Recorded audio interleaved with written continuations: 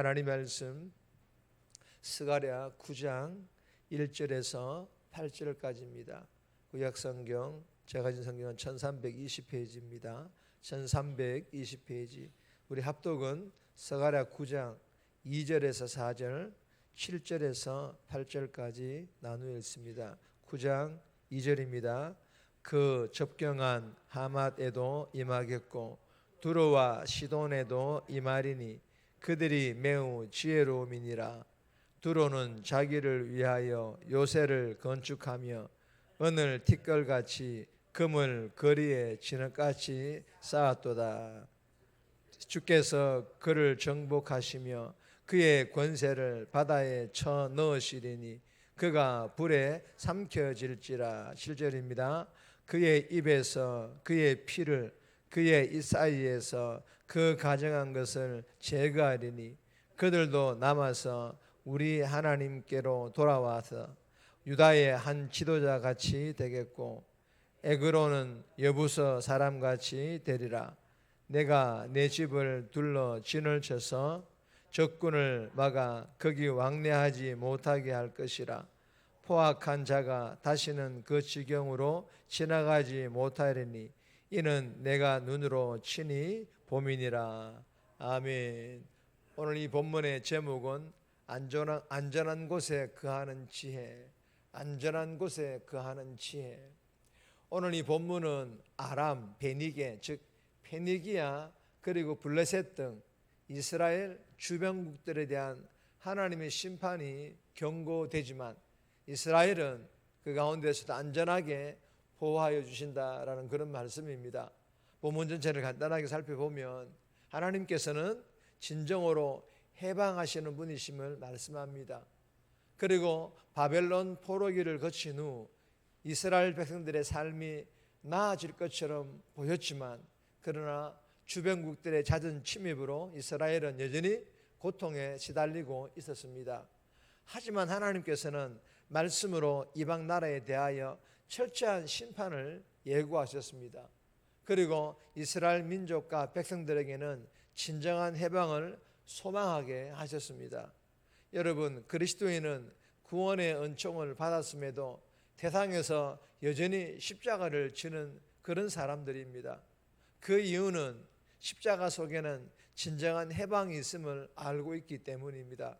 여러분, 나는 하나님 안에 있는 십자가 안에 있는 참된 자유를 누리며 살고 있는지 이 새벽에 나 자신을 돌아볼 수 있기를 바랍니다.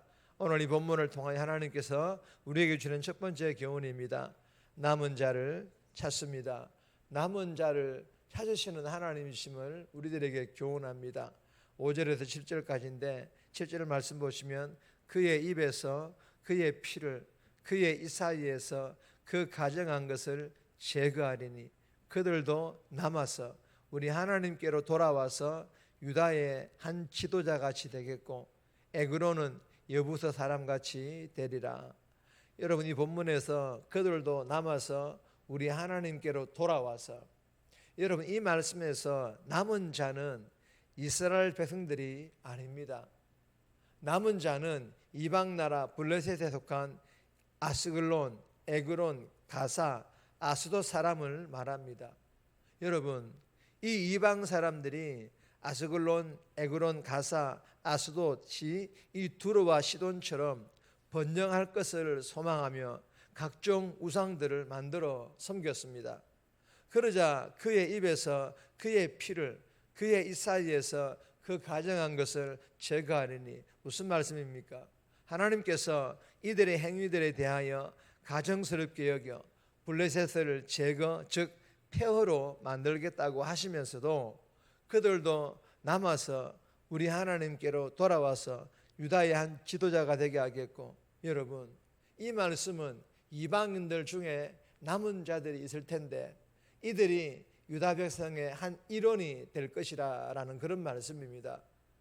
여러분, 이는 하나님의 용서와 용납을 의미하는 그런 말씀입니다. 여러분, 하나님의 용서와 용납은 우리들의 생각들을 훨씬 뛰어넘는 그런 용서와 그런 용납이라는 것을 볼 수가 있습니다. 사랑하는 여러분, 본문을 통해 주시는 교훈이 무엇입니까? 하나님께서는 남은 자들을 아끼시고 남은 자들을 통하여 일하시고 통로로 사용하신다라는 것입니다. 그리고 하나님의 용서와 용납의 범위는 교회를 그렇게 핍박하고 예수 믿는 사람들을 그렇게 잡아가두고 죽이려고 했던 신약의 사울과 같은 사람들도 포함하고 있다는 것은 하나님의 용서와 그 용납의 범위가 얼마나 넓은지를 가늠할 수가 있을 것입니다. 주신 교훈을 마음판에 잘 새겨서 우리들도 하나님만큼은 못하겠지만 받은 사랑과 받은 용서를 생각하며 누군가를 용서할 수 있기를 주님의 이름으로 소망합니다. 그리고 가정스러운 이방나라 블레셋 사람들도 언약 백성으로 삼으셨듯이 우리가 정죄하고 배척하는 사람들 중에 하나님께서 찾으시고 부르시는 남은 자들이 있을 수 있다는 것을 알고 그들을 하나님께로 인도, 즉 전도할 수 있기를 주님의 이름으로 축복합니다. 두 번 주시는 교훈입니다.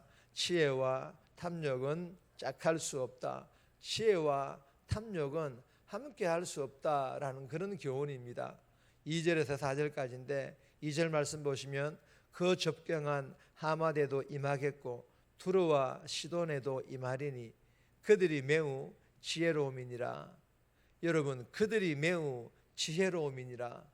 여러분, 이 두로와 시돈은 이스라엘의 최북단과 인접한 상업 도시로 고대 무역의 거점 지역이었습니다. 그리고 이 두로와 시돈 사람들은 매우 지혜로운 사람들이었습니다. 그래서 그들의 지혜로 요새를 건축하고 은을 티끌같이 금을 거리에 진흙같이 쌓았습니다. 그리고 자신들의 그 뛰어난 지혜로 부를 축적했지만 부강해진 이후에는 결국 거짓과 불의를 서슴지 않고 그리고 에스겔 28장 15절 17절에 기록된 말씀처럼 탐욕에 젖어 자신들의 지혜를 더럽히고 말았습니다. 여러분, 이것이 원인이 되어 두로와 시돈에 대하여 하나님께서 뭐라고 하십니까? 4절에 보시면 그의 권세를 바다에 쳐 넣으시리니 그가 불에 삼켜질지라. 하나님께서 철저하게 심판하시겠다고 예고하고 계시는 그런 말씀이지 않습니까? 사랑하는 여러분, 본문을 통해 주시는 교훈이 무엇입니까? 세상 지식은 탐욕과 짝할 수 있지만 하나님의 지혜는 결코 탐욕과 짝할 수가 없다라는 것입니다. 함께 할 수가 없다라는 것입니다. 그리고 이 탐욕에 대한 성경의 가르침은요 분명합니다. 탐욕을 어디에 못 박아라고 말씀하십니까? 십자가입니다. 주신 교훈을 마음판에 잘 새겨서 지혜가 탐욕에 빠지면 가장 큰 어리석은 자가 될 수 있다는 것을 알고 하나님 주신 지혜가 탐욕과 짝하지 않기를 위해 함께하지 않기를 위해 날마다 내 안에 일어나는 이 탐욕을 십자가에 다 못 박아 버릴 수 있기를 주님의 이름으로 축복합니다. 세 번째 주시는 교훈입니다. 하나님의 시선에 머물라. 하나님의 시선을 향하여 우리들도 그 시선에 좀 머물라라는 그런 교훈입니다. 8절 말씀 보시면 내가 내 집을 둘러 진을 쳐서 적군을 막아 거기 왕래하지 못하게 할 것이라. 포악한 자가 다시는 그 지경으로 지나가지 못하리니 이는 내가 눈으로 친히 봄이니라. 여러분, 내가 내 눈으로 친히 봄이니라. 여러분, 이 말씀이 의미하는 바는 가장 안전한 곳이 하나님의 눈밑이라는 그런 의미입니다. 이방 나라의 잦은 침입으로 피폐해진 이스라엘이지만 결코 그 나라는 무너지지 않을 것입니다. 그 이유가 무엇입니까? 하나님께서 지켜보시고 있기 때문입니다. 1절의 아람과 2절에서 4절의 이 두로와 시돈, 그리고 5절에서 7절의 이 블레셋은 세상의 성공과 지혜를 향하여 하나님의 눈 밖으로 벗어나 버렸기 때문에 결국 패망하고 말하지 않았습니까? 여러분, 성패는요 하나님을 내 편으로 만드는 것이 아니라 내가 하나님 편에 서는 것에 달려있다라는 것을 기억할 수 있기를 주님의 이름으로 소망합니다.